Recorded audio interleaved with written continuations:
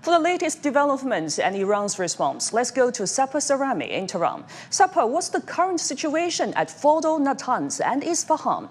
Are there explosions or fires on the site?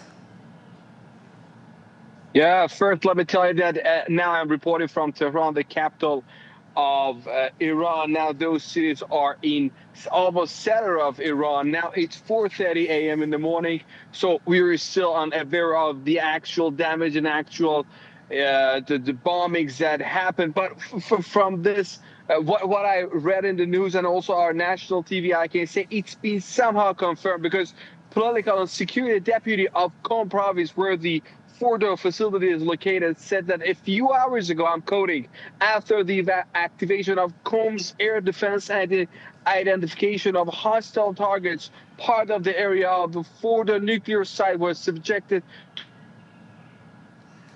We know about the extent of the damage, but now I think it's been confirmed by the authorities, as I said, the deputy of Qom province, that the attack was carried out by the U.S.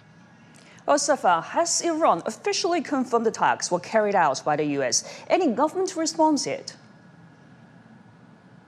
As I said, it's 4:30 a.m. in the morning, and we have to wait for the official and responses from authorities. But I saw on social media the IRGC had a post that said the war had just begun for us. So maybe we can consider it as an official response from the IRGC. But for responses from the president, the parliament, the supreme leader, we have to wait and see what will happen in the coming hours. Have the residents been evacuated, and how are people reacting to these attacks?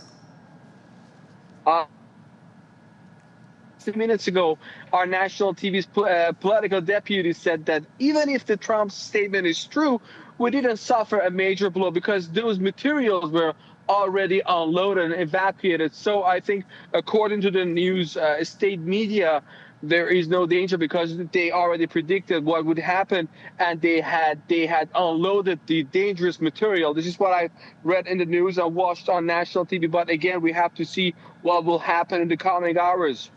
And what damage have the facilities sustained, and what impact might this have on Iran's nuclear program? Of course, because as you know, the Fordow nuclear site is the most fortified nuclear facility that Iran has. But according to what President Trump said, he posted on social media on Truth that it's completely gone. So that it's completely destroyed. But again, we have to wait for official reports and official reports from the Iranian government in the coming hours. They have to go there on the ground and exactly meticulously assess the facility in Fordow, because as you know, Fordow is a very complex place. There are some facilities, the centrifuges are under the ground, so it's going to take some time to assess and evaluate the actual damage.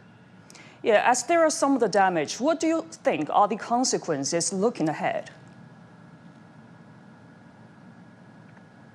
Of course, I think the consequences will be very hard to predict. But as I said, IRGC said that the war had just begun. You know, because now America is directly involved in this war. Now we have to see what is lying ahead for.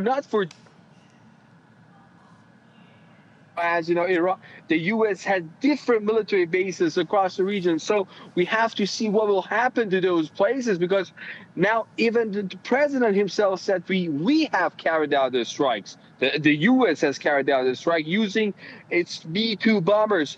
Again, I say we have to wait for the official responses, but I think there'll be consequences.